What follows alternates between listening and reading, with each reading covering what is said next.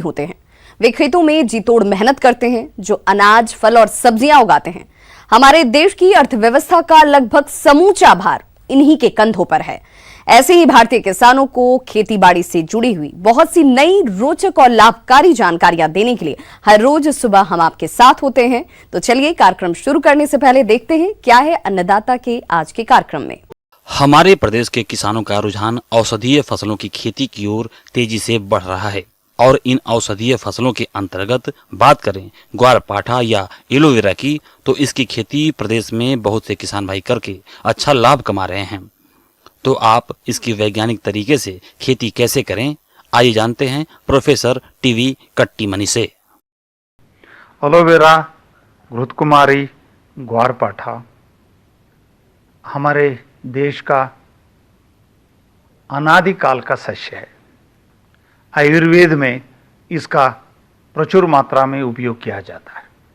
अभी आधुनिक संदर्भ में इसका उपयोग ज़्यादा बढ़ने लगा है, क्योंकि औषध में इसका उपयोग होने लगा है, कॉस्मेटिक्स में इसका उपयोग होने लगा है, सिर के शैम्पू में इसका उपयोग होने लगा है, फेस पैक में इसका उपयोग होने लगा है, पेट को साफ करने के लिए उसका उपयोग किया जाता है। इसके बहुत सारे इससे ज़्यादा उपयोग है। भारत में एलोवेरा की बहुत सारी किस्में विकसित नहीं हुई है, फिर भी IC 111271, IC 111280, IC 111269 और IC 111273 और सिमसीतल L123 आदि किस्मों का व्यावसायिक तौर पर उत्पादन किया जा सकता है। कैसी जमीन होनी चाहिए, मैं अभी इस समय में बोलना चाहूँ, कैसी जमीन होनी चाहिए वो जरूरत ही नहीं, कैसे भी जमीन हो वहाँ ये ग्वारपाठा आपको मिलेगा। इसका फायदा आप उठाइए, क्योंकि अमरकंटक की जो एरिया है, यहाँ पानी अच्छा गिरता है, यहाँ ये कंटीला है या पथरीला है और ये रेतीला है, और जो आप डालिए वो यहाँ पैदा होता है। इसका फायदा हमको उठाना चाहिए। ग्वारपाठा को लगाने का बहुत सिंपल तरीका ये है, हम जमीन को थोड़ा लूज करने के बाद, इनको थोड़ा भुरभरा करने के बाद, किसान भाइयों, एलोवेरा से अच्छी उपज के लिए खेत को तैयार करते समय 10 से 15 टन सड़ी हुई गोबर की खाद प्रति हेक्टेयर की दर से प्रयोग करनी चाहिए। इस फसल को रासायनिक उर्वरकों की आवश्यकता कम होती है, इसलिए आप urea 110 kilogram, single super phosphate 155 kilogram और म्यूरेट ऑफ पोटाश 42 किलोग्राम प्रति हेक्टेयर की दर से खेत की तैयारी के समय उपयोग करें। किसान भाइयों, एलोवेरा की रोपाई का सबसे उपयुक्त समय जुलाई और अगस्त है, लेकिन सिंचाई की सुविधा वाले क्षेत्रों में हम सालों भर इसकी रोपाई कर सकते हैं। लेकिन इस बात का ध्यान रखना चाहिए कि अगर जाड़े में कड़ाके की ठंड पड़ रही हो तब इसकी रोपाई नहीं करनी चाहिए। एलोवेरा को, ग्वारपाठा को लगाने के लिए, उसकी कृषि करने के लिए हमको जंगल को काटने की जरूरत नहीं है, हमको पेड़ पौधों को काटने की जरूरत नहीं है। जहां जगह मिले, वो छांव में हो, धूप में हो, वो पानी में हो या अकाल में हो, ये उगेगा ही उगेगा, बढ़ेगा ही बढ़ेगा। जहां चाहे इसकी कृषि हम कर सकते हैं। हम उसके छोटे छोटे जो सस्य निकलते हैं, शक्कर निकलते हैं, को लगाने का बहुत सिंपल तरीका ये है। हम क्या करेंगे, 1-2 सस्यों के बीच में 1 फीट होना चाहिए, लेफ्ट में भी 1 फीट होना चाहिए, सामने भी 1 फीट होना चाहिए और पीछे भी 1 फीट होना चाहिए, जिससे वो आसानी से फैल जाएगा। जो हम खाली जगह छोड़ रहे हैं, 1 एकड़ 2 एकड़, हर किसान 2-2 एकड़ इसको डालेंगे, 100 किसान 200 किसान डालेंगे तो 1000 एकड़ इसमें हो जाएगा। ग्वारपाठा की खेती करना बहुत सरल है, सहज है, क्योंकि इसको ज़्यादा पानी भी नहीं चाहिए, केवल इसको नमी बरकरार रखे। नमी बरकरार रखने के लिए कभी जहां पानी की जरूरत है वहां पानी देते रहेंगे, बहुत ज़्यादा सिंचाई की इसको जरूरत नहीं है। ये ग्वारपाठ की जड़ों को रक्षित करना बहुत जरूरी है, क्योंकि जैसे जैसे ये बढ़ता जाएगा इसकी जड़ें बाहर आएंगी। ये इसकी जड़ों को बाहर आने से रोकने के लिए हमको मिट्टी चढ़ाना होता है। साथ साथ में इसका बार बार हमको ध्यान देने की जरूरत नहीं है, बार बार इसमें हाथ चलाने की जरूरत नहीं है, और घूमते घामते हम उसकी जो खरपतवार निकालते रहेंगे, हम उसको देखते रहे। खरपतवार नहीं आएगा तो फसल बहुत अच्छी होगी और उत्पाद ज्यादा होगा। किसान भाइयों, रोपाई के 10 से 15 महीनों में पत्तियां पूर्ण विकसित और कटाई के योग्य हो जाती हैं। पौधे की ऊपरी नई पत्तियों की कटाई ना करें। निचली और पुरानी 3 से 4 पत्तियों को पहले काटना चाहिए। इसके बाद लगभग 45 दिन बाद दोबारा 3 से 4 निचली पुरानी पत्तियों की कटाई करें। इस प्रकार ये प्रक्रिया 3 से 4 साल तक दोहराई जा सकती है। 1 हेक्टेयर क्षेत्रफल से लगभग हर साल 50 से 60 टन ताजी पत्तियों की प्राप्ति होती है।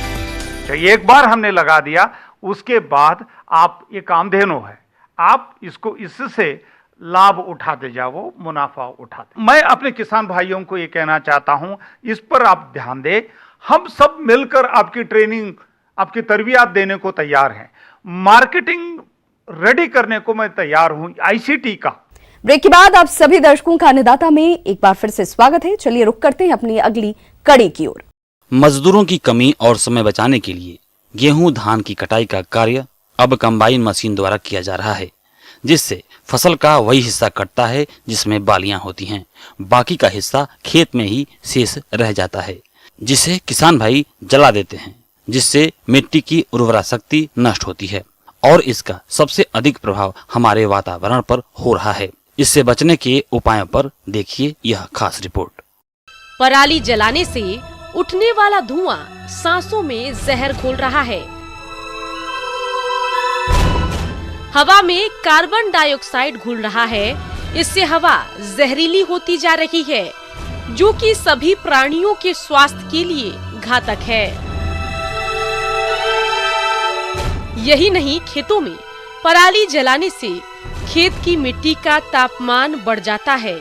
इससे खेतों की उर्वरा शक्ति बढ़ाने वाले कई जीव मर जाते हैं। इसके साथ ही मिट्टी में पाए जाने वाले कई सूक्ष्म तत्व ऐसे हैं जो अधिक तापमान पर जल जाते हैं। इस तरीके से खेत की उर्वरा शक्ति भी कमजोर होती जा रही है। कई ऐसे विकल्प हैं जिससे पराली को बिना जलाए उसका प्रबंधन किया जा सकता है। धान की कटाई करने के बाद 2% यूरिया का घोल बनाकर अगर किसान छिड़काव कर देते हैं तो ये धान के ठूठ 15 से 20 दिन में गल जाएंगे। इसके अलावा CSSRI लखनऊ के वैज्ञानिक ने एक ऐसे जीवाणु की खोज की है जो लगभग 20 दिन में इन अवशेषों को डिकम्पोज करके नष्ट कर देता है। ये जीवाणु तरल अवस्था में होता है, जिसे पानी के साथ मिलाकर पूरे खेत में छिड़काव कर देते हैं। लगभग 20 दिन बाद ये सड़कर डिकम्पोज हो जाता है। कई यंत्र भी विकसित किए जा चुके हैं जो इसके लिए उपयोगी हैं। अगर आप धान के बाद गेहूं या मक्का लगाना चाहते हैं तो हैप्पी सीडर यंत्र का भी उपयोग कर सकते हैं। यह यंत्र धान की ठूंठों को काटकर छोटा छोटा कर देता है और साथ में गेहूं या मक्का की बुआई भी हो जाती है और अच्छी उपज भी मिलती है। इसके अलावा बेलर मशीन प्रयोग किया जाता है। रैकर से खेतों में खड़ी पराली को कुतर के इकट्ठा किया जाता है। फिर बेलर से पराली के रोल बनाए जाते हैं। पराली का उपयोग किसान भी कई तरह से कर सकते हैं। अगर इस यंत्र से कटाई पर खर्च की बात करें तो 1 एकड़ की कटाई करवाने में 1 घंटे समय लगता है और लगभग 1000 रुपए की लागत आती है। भारत सरकार द्वारा, हरियाणा सरकार द्वारा बहुत सारे ऐसे उपक्रम भी लगाए जा रहे हैं। बहुत सारे निजी जो इंडस्ट्रियलिस्ट हैं वो भी इसके अंदर आ रहे हैं कि किस तरह से पराली का प्रबंधन किया जाए। और पराली जो है मेरे संज्ञान में, जहाँ तक पंजाब के अंदर बहुत ज़्यादा डिमांड है इसकी, पंजाब के अंदर काफ़ी इंडस्ट्री लगी हुई है, अभी हरियाणा में काफ़ी इंडस्ट्रियाँ आ रही हैं, तो इस प्रकार पराली की बहुत डिमांड है।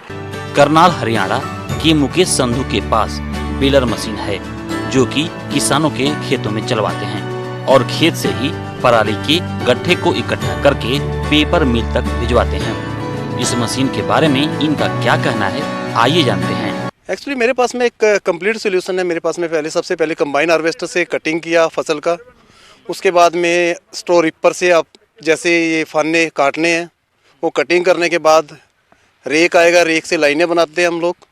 फिर फाइनली हमारे पास में आएगा स्ट्रॉ बेलर, जिससे ये बेल्स बनाई है। और बेल्स बनाने के बाद अगर आपने देखा होगा तो हमारे पास में ट्रांसपोर्ट भी पूरा कंप्लीट ट्रांसपोर्ट है। उसके बाद में ये प्रोसेस रहता है हमारा 3 से 4 दिन का। ये हमारी जो जितना भी हमारी पराली जो बेल्स है हमारी एक पेपर मिल में यूज़ होता है, पावर प्लांट्स में यूज़ होता है, एथेनॉल गैस के लिए यूज़ होता है। बस सबसे पहले यही मेरा रिक्वेस्ट है कि आग ना लगाए, जितना हो सके। पोल्यूशन से भी आपको राहत मिलेगी और आपका फसल में भी अच्छी पैदावार होगी, खर्चा कम होगा। इस मशीन का प्रयोग पंजाब, हरियाणा, उड़ीसा और यूपी के कुछ क्षेत्रों में किया जा रहा है और किसान इसके प्रति जागरूक भी हो रहे हैं। आइए मिलते हैं ऐसे किसानों से जिन्होंने इस मशीन का अपने खेत पर प्रयोग कराया है। ये तो 2-3 साल से हम बना रहे हैं, तो इसमें बहुत फायदा है। एक तो डीजल कम लगता है बुआई में, तो खेत ठीक बनते हैं इससे, तो इसका बहुत फायदा है। जो ये नई मशीन आई है, मैं अनुरोध करना चाहता हूँ सरकार से भी ये आम किसानों तक भी, किसानों के जो छोटे सेल्फ हेल्प ग्रुप हैं या FPO हैं, उन तक भी ये मशीन पहुँचे। अभी तक नहीं पहुँची है और इस पर सब्सिडी बढ़ाकर कम से कम इस पर 80 से 85% सब्सिडी करी जाए। अगर पोल्यूशन कंट्रोल करना है तो उसके लिए एक अच्छा साधन है, पर आम किसान की पहुँच से ये बहुत दूर है। अगर किसान सेल्फ हेल्प ग्रुप बना के और FPO फार्मर प्रोड्यूसर ऑर्गेनाइजेशन बना के इस काम को करे और सरकार इन मशीनों पर, स्ट्रॉ बेलर पर और दूसरी जो कृषि के उपकरण है उन पर सब्सिडी अगर बढ़ाए और किसानों को यंत्र मुहैया करवाए तो ये एक अच्छा पर्यावरण को बचाने के लिए अच्छा रहेगा और किसानों में भी इससे जागृति आएगी और पर्यावरण को बचाने के साथ साथ किसान को 2 पैसे की आमदनी का साधन भी इससे बनेगा। प्रदेश के जिन किसान भाइयों ने अदरक की खेती की है, उनकी फसल में अभी जीवाणु उकठा रोग की समस्या देखने में आ रही है। ऐसे में सही समय पर उकठा रोग की पहचान कर रोकथाम के लिए आप कौन कौन से उपायों को अपनाएंगे, आइए जानते हैं कृषि विशेषज्ञ डॉक्टर उदय कुमार प्रसाद से। किसान भाइयों नमस्कार। आप अब हल्दी और अदरक खेत में लगा चुके हैं। कभी कभी देखते हैं कि खास करके बरसात के समय, बरसात जब ख़त्म होने लगता है तो इसमें कई तरह के पत्ती पीले पड़ने लगते हैं, ऊपर से मुरझाने लगते हैं, खास करके अदरक में, कभी कभी हल्दी में भी। वैसा नहीं, कभी कभी होता है कि बरसात के समय में, इस साल ज़्यादा बरसात हुई है तो होता है कि पानी जमने लगता है। पानी जमने लगेगा तो बीमारी का प्रकोप बढ़ेगा, कुछ कीड़े भी का ज़्यादा उत्पन्न हो जाते हैं बरसात के समय में और नुकसान पहुँचाते हैं। जीवाणु उकठा रोग, इस रोग के कारण तने पर जमीन की सतह के पास जलसिक्त धब्बे या पतली लंबी धारियां दिखाई देती हैं। प्रभावित तना व प्रकंद चिपचिपा हो जाते हैं तथा उनसे दुर्गंध आती है। तने को आसानी से खींचकर प्रकंद से अलग किया जा सकता है। यदि प्रभावित प्रकंद के एक छोटे टुकड़े को साफ पानी में थोड़ी देर रखें तो पानी का रंग गंदला या दूधिया हो जाता है। तो अगर बीमारी का लग रहा है आपको तो इसके लिए दवा है कि कार्बेंडाजिम, बाजार में अगर रासायनिक दवा किसान भाई देना चाहते हैं तो कार्बेंडाजिम 2 ग्राम 1 लीटर पानी में घोल के, जो विभिन्न नामों से बाजार में उपलब्ध है, 2 ग्राम 1 लीटर पानी में घोल के इसका छिड़काव करेंगे और 1 सप्ताह के अंतराल पर 2 से 3 छिड़काव करेंगे तो आपका जो कुछ बीमारी है उसका नियंत्रण हो जाएगा। दूसरा ध्यान रखना है कि इसको बीजोपचार करें। तो कार्बेंडाजिम 2 ग्राम पानी में घोल के उसमें कम से कम आधा घंटा उसको डुबाएं और फिर छाया में रहने दें 1 घंटा, कम से कम 1 से 2 घंटा, उसके बाद ही लगाएं। नियंत्रण उपायों में बीज कंद का रोग से मुक्त क्षेत्रों से चयन करना चाहिए। अदरक की खेती के लिए अच्छे जल निकास वाले खेतों में करना चाहिए। जिन खेतों में बीमारी लगातार आ रही है वहां 5 वर्षीय फसल चक्र अपनाएं। बुवाई के समय अदरक के प्रकंदों को ट्राइकोडर्मा हर्जियानम से 6 से 8 ग्राम प्रति लीटर पानी के घोल उपचारित करें। यदि जीवाणु म्लानी रोग का प्रकोप होता है तो स्ट्रेप्टोसाइक्लिन 1 ग्राम दवा का प्रति 10 लीटर पानी के हिसाब से घोल बनाकर छिड़काव करें। प्रकंदों को उठे हुए मेढ़ों पर लगाना चाहिए ताकि जमे हुए पानी से प्रकंद व्याधित ना हो।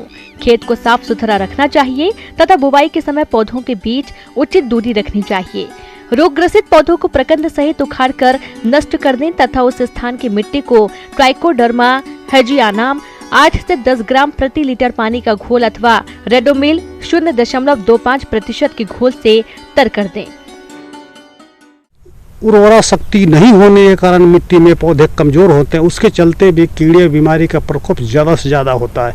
अगर आपका पौधा स्वस्थ रहेगा, मजबूत रहेगा तो उसका प्रभाव कम होगा, नहीं के बराबर होगा, तो नुकसान कम होगा, उत्पादन ज़्यादा होगा, फायदा ज़्यादा ले सकते हैं। धन्यवाद।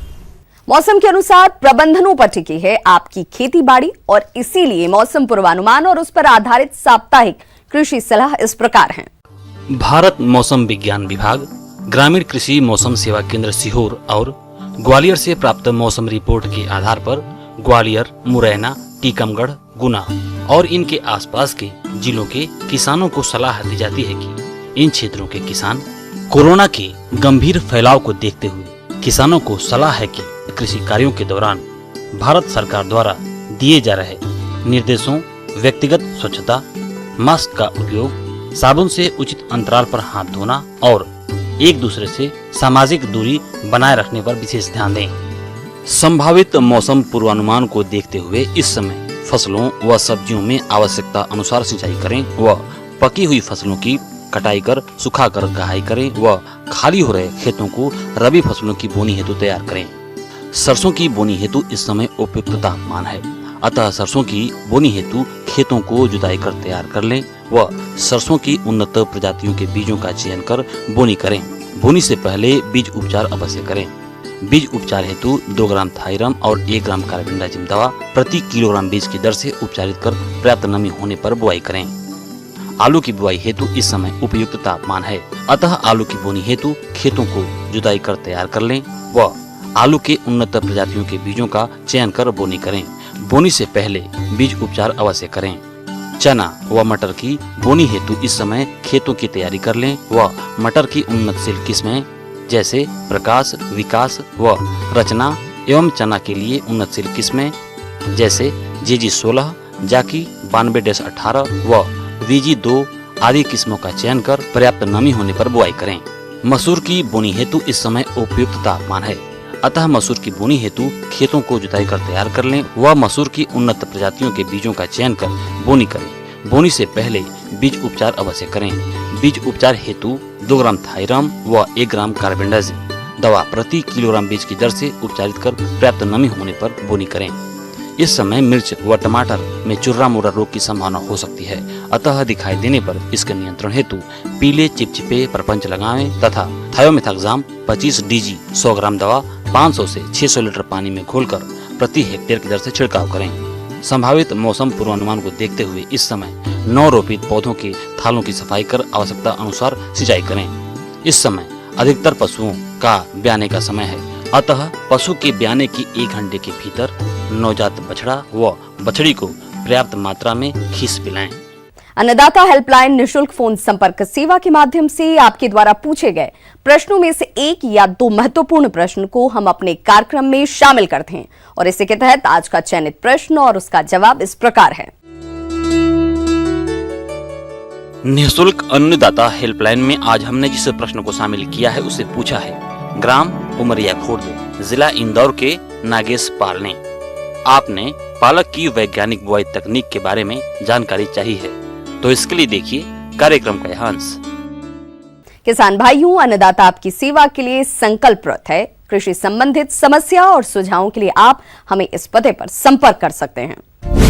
प्रोड्यूसर अन्नदाता, news 18 Madhya Pradesh Chhattisgarh, Ramoji film city Hyderabad 501512। साथ ही आप हमें ईमेल भी कर सकते हैं। हमारी ईमेल आईडी है p18annadata.mp@nw18.com। इसके अतिरिक्त आप हमें निःशुल्क हेल्पलाइन नंबर 180041921555 पर सोमवार से शनिवार सुबह 10 से शाम 4 बजे के बीच संपर्क कर सकते हैं। किसान भाइयों, अब समय हो रहा है आपसे विदा लेने का, तो हमारी अन्नदाता टीम को दीजिए इजाजत। कल फिर से होगी आपसे मुलाकात कृषि संबंधित कुछ और महत्वपूर्ण जानकारियों के साथ। नमस्कार।